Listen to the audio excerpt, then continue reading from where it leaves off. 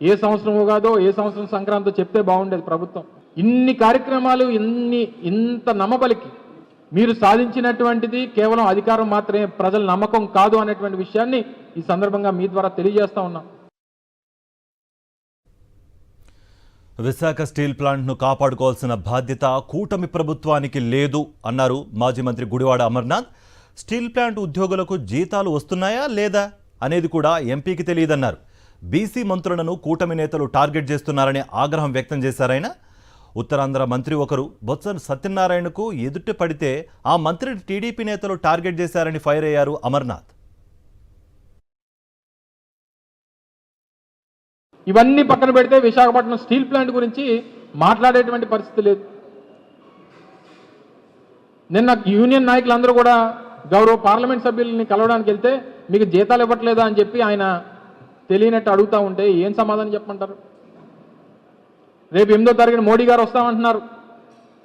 దాని మీద ప్రకటన చేయాలని వైఎస్ఆర్ కాంగ్రెస్ పార్టీ డిమాండ్ చేస్తూ ఉంది. ఇద్దరు ఎంపీలు ఉన్నటువంటి జేడీఎస్కి కేంద్రంలో స్టీల్ మంత్రి ఇస్తే, అదే కర్ణాటకలో ఒక స్టీల్ ప్లాంట్కి 15,000 కోట్ల రూపాయలు ప్యాకేజ్ తెచ్చుకొని ఇంకో 15,000 కోట్ల రూపాయలు ప్రామిస్ తీసుకున్నటువంటి పరిస్థితులు పక్క రాష్ట్రంలో ఉంటే 21 మంది ఎంపీలు కూటమికి ఉండి కేవలం ఈ స్టీల్ ప్లాంట్ని కాపాడుకునేటువంటి దానికి హామీ ఇచ్చినటువంటి కూటమి ప్రభుత్వం. ఈరోజు కేంద్రంలో ప్రభుత్వం, ఈరోజు రాష్ట్రం నుంచి వెళ్ళినటువంటి ఎంపీల తాలూకా మద్దతుతో నడుస్తున్నటువంటి కేంద్ర ప్రభుత్వం వాళ్ళకి ఒక అల్టిమేటం ఇచ్చి స్టీల్ ప్లాంట్ని కాపాడాలి, దీన్ని ప్రైవేట్ పరం చేయడానికి వీల్లేదని చెప్పి ఒక నిర్ణయాన్ని చెప్పించలేకపోతా ఉన్నటువంటి పరిస్థితులు ఈరోజు రాష్ట్రంలో ఉన్నాయంటే చాలా బాధాకరం.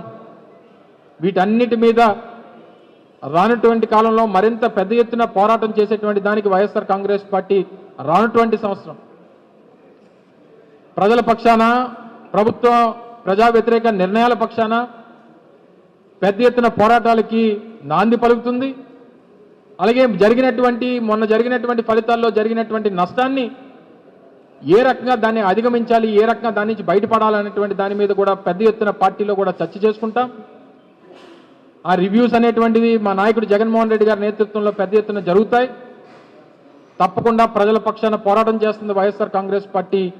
రానటువంటి కాలంలో ప్రజల మద్దతు మరింత కూడగట్టుకొని ప్రజల పక్షాన నిలబడి పోరాటం చేసేటటువంటి దానికి ప్రజల మద్దతు పూర్తిగా వైఎస్ఆర్ కాంగ్రెస్ పార్టీకి ఉండాలని చెప్పి మరొకసారి మీ ద్వారా రాష్ట్ర ప్రజలందరూ కూడా కోరుకుంటూ